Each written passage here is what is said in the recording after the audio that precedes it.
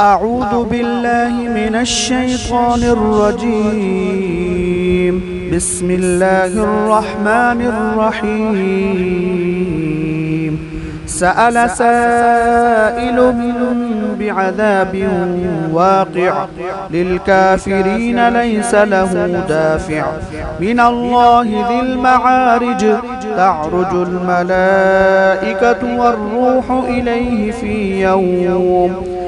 يوم كان مقداره 50,000 سنة فاصبر صبرا جميلا إنهم يرونه بعيدا ونراه قريبا يوم تكون السماء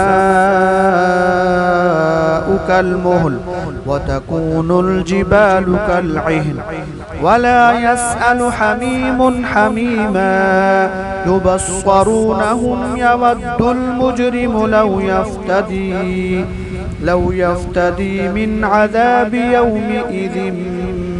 ببنيه وصاحبته وأخيه وفصيلته التي تؤويه ومن في الأرض جميعا ثم ينجيه كلا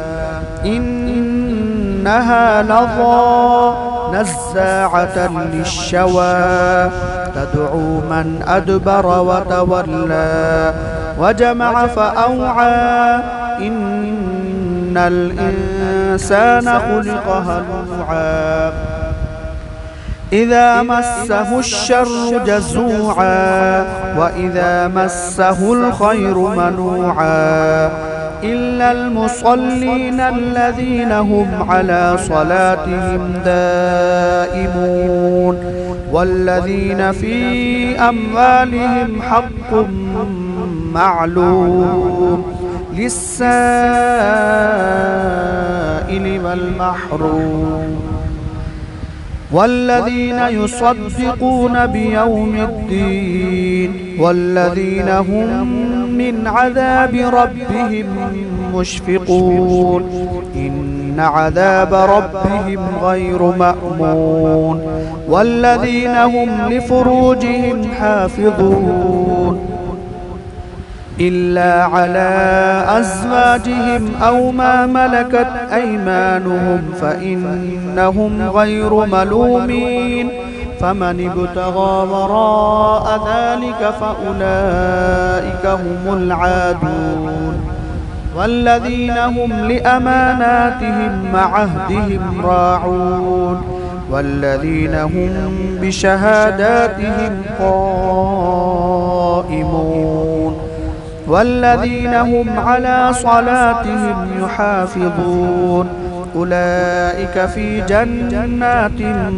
مكرمون فما للذين كفروا قبلك مهطعين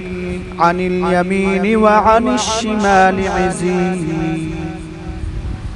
أيطمع كل امرئ منهم أن يدخل جنة نعيم كلا إنا خلقناهم مما يعلمون فلا أقسم برب المشارق والمغارب إنا لقادرون على